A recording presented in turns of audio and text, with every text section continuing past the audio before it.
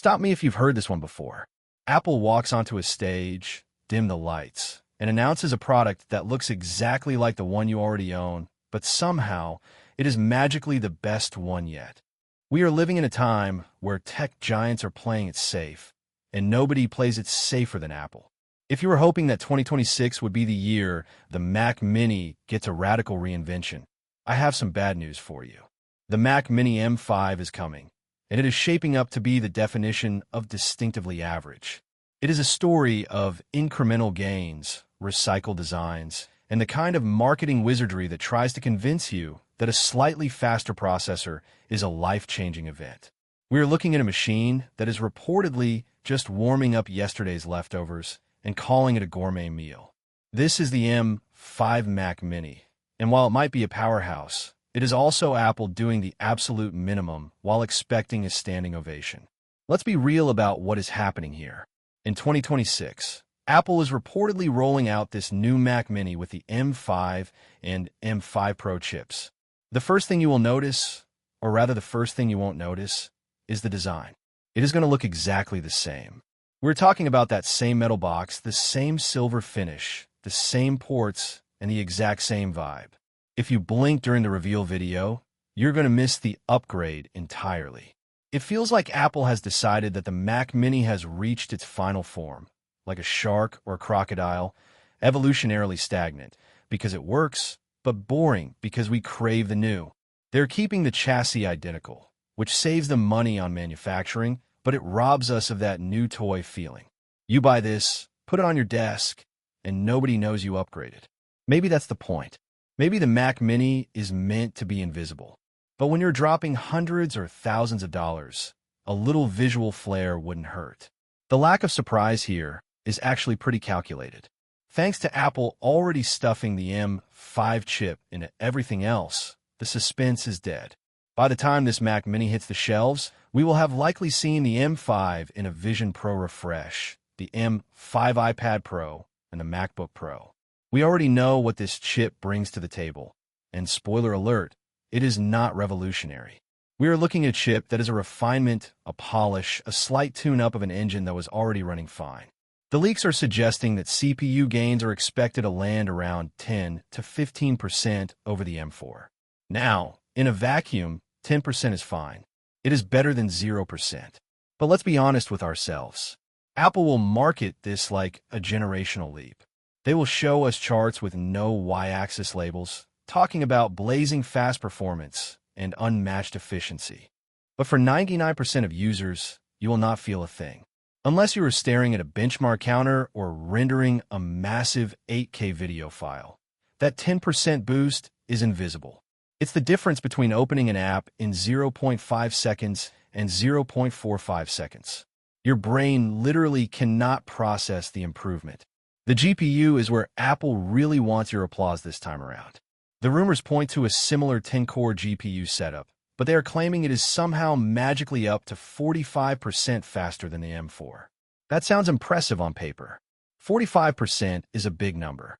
It sounds like a massive jump in gaming or 3D rendering potential. But you have to be cynical here. It sounds impressive until you realize Apple has been milking the same core count and using the phrase magically faster for years. Usually, these gains come from very specific, niche architectural changes or efficiency tweaks that only apply to specific workflows. If you're just browsing the web, editing photos, or doing standard office work, that GPU boost is meaningless. And even if you are a gamer, let's face it, gaming on Mac is still a promise that hasn't quite been kept. So, while the percentage looks good on a slide behind Tim Cook, in the real world, it's just another number. Then we have to talk about memory, the area where Apple is painfully predictable and historically stingy. The base model is expected to stick with 16 gigabytes of RAM. In 2026, 16 gigabytes is the bare minimum for a pro experience, although at least it's not the insulting 8 gigabytes of the past. You will have options for 24 gigabytes or 32 gigabytes, but only if you are willing to pay Apple's infamous RAM tax. We all know how this works. Memory that costs Apple pennies to solder onto the board costs you hundreds of dollars at checkout. It is one of the highest margin upgrades in the entire tech industry, and they refuse to let it go. It is frustrating because the M5 chip is unified memory, meaning it's fast and efficient, but you are locked into what you buy on day one. There is no upgrading later. You are trapped in Apple's pricing ladder, forced to guess your future needs and pay a premium for them today. However, there is one genuinely overdue change that might actually happen. Storage. Apple might finally, generously, move the base storage from a laughable 256 gigabytes to 512 gigabytes in 2026. This requires what they like to call courage. In reality, it's just catching up to industry standards from 5 years ago. 256 gigabytes on a desktop computer in the mid-2020s is a joke. 1 or 2 modern games, a few 4K movie files, and your operating system updates, and that drive is full. Moving to 512 gigabytes as the standard is the least they can do, but watch them present it as a massive gift to the users. It's not a gift, it's a correction. It is Apple finally acknowledging that professional, or even casual, users need space to actually breathe. Now, let's pivot to the so-called Pro side of things. The Mac Mini M5 Pro may actually try a little harder to justify its existence. Rumors suggest it will come in 2 flavors again. You will likely have a binned 14-core version and a full 16-core model. They're sticking with 4 efficiency cores, which handle the background stuff like email and music, while the performance cores scale up to 10 or 12. That is legitimately impressive power density for a box this small. Having 12 performance cores in a chassis the size of a stack of pancakes is an engineering feat, but there is a catch. There is always a catch. This is impressive assuming Apple doesn't throttle the performance the moment it gets warm. The Mac Mini is small. It has limited airflow compared to a Mac Studio or a Mac Pro tower. When you cram that much heat-generating silicon into a tiny aluminum square, physics takes over. If the fan has to sound like a jet engine to keep up, or if the chip slows down to prevent melting, those extra cores don't matter. On the Pro model, the RAM situation is a bit better, but still pricey. It could start at 24 gigabytes and climb to 48 gigabytes or even 64 gigabytes. Storage on the Pro may begin at 512 gigabytes or 1 terabyte, stretching up to a ridiculous 4 terabytes if your wallet survives the assault. But here is the irony of this whole situation. The current M4 Mac Mini already nailed the value equation. It was a perfect storm of price and performance. You got a full, non-binned M4 chip, 16 gigabytes of RAM, and 256 gigabytes of storage, launching at $599. And lately, you can often find it selling closer to $499. That was Apple accidentally being generous. That machine handles almost everything a normal person needs. It edits 4K video, it handles complex coding, it runs dozens of tabs. By releasing the M5, Apple is competing against its own excellent value proposition. Context matters here because the M5 Mac Mini isn't about innovation. It is about the product cycle. It is Apple carefully sanding the edges and asking for praise. They need a new product on the shelf to keep the shareholders happy and the news cycle churning. With the M5 already proven across the Vision Pro, iPad Pro, and MacBook Pro updates by the time this launches, nothing here is surprising. It is a known quantity. We know the architecture. We know the limitations. We know the software features. It removes the mystery. Leaks point to a WWDC 2026 reveal in early June with availability by mid-June. This is their classic timeline. Announce it at the developer conference, get the hype train moving, and ship it before the back-to-school rush. Pricing is expected to stay the same. $599 for the base model and around $1,399 for the Pro. On the surface, maintaining the price point is good. Inflation is real, and tech usually gets more expensive. But you have to look deeper. Apple will give you slightly more power, charge you the same, and hope you forget that this is refinement dressed up as progress. They are counting on the fact that most people don't read the spec sheets. They count on the customer who walks into the store and just says, "I want the new one." They're selling freshness, not difference. The M5 Mac Mini is for the person who has an Intel Mac from 2018 and is finally upgrading. For anyone on an M1, M2, or M3, this is a hard pass. Let's dig a little deeper into the why. Why does Apple do this? Why not wait 2 years and drop an M6 that blows our minds? Because consistency is key to their business model. They need to show year-over-year growth. They need to show that the Silicon team is constantly iterating. But we are hitting the laws of diminishing returns.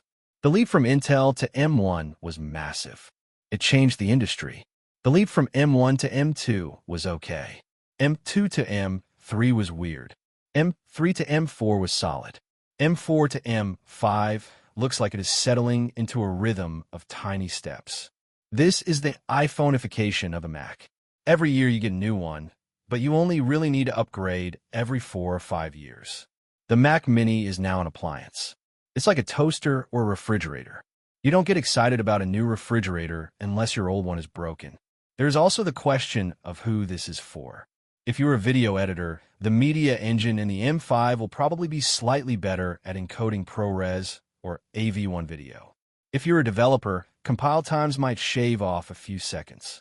If you use AI tools, and we know Apple is going to push Apple Intelligence hard, the neural engine in the M5 will likely be the star of the show.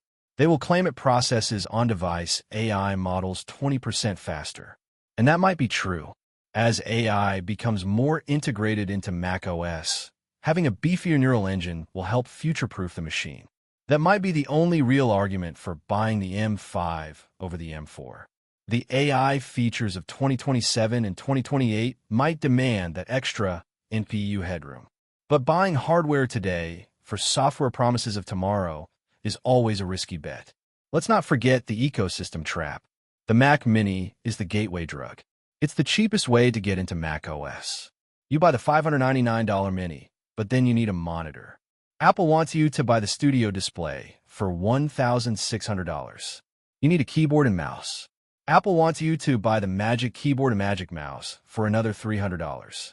Suddenly, your cheap computer is a $2,500 investment. The M5 Mini doesn't change this equation. It just keeps the door open. It sits there on the desk, quiet, efficient, and boringly competent, waiting for you to buy more services, more iCloud storage, more accessories.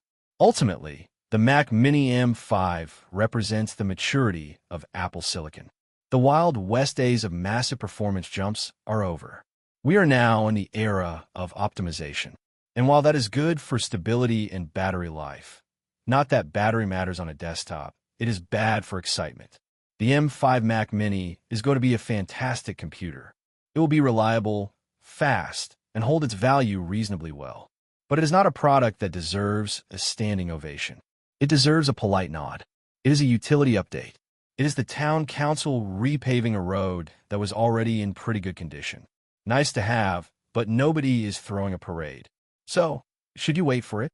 If you need a computer right now, buy the M4. The M4 is incredible, it's cheaper, and it exists today. If you can wait until mid-2026, sure, get the M5. You'll get that extra year of software support and the slightly faster drive. But don't fool yourself into thinking you are getting a different machine. You are getting the same machine with a slightly better engine tune. Apple is betting that you won't care about the lack of innovation as long as the Apple logo is shiny and the box is small. And judging by their sales numbers, they're probably right. If you like the video, subscribe, share the video, and hit the bell icon so you never miss an update on the tech that shapes our world. Thanks for watching, and I'll catch you in the next one.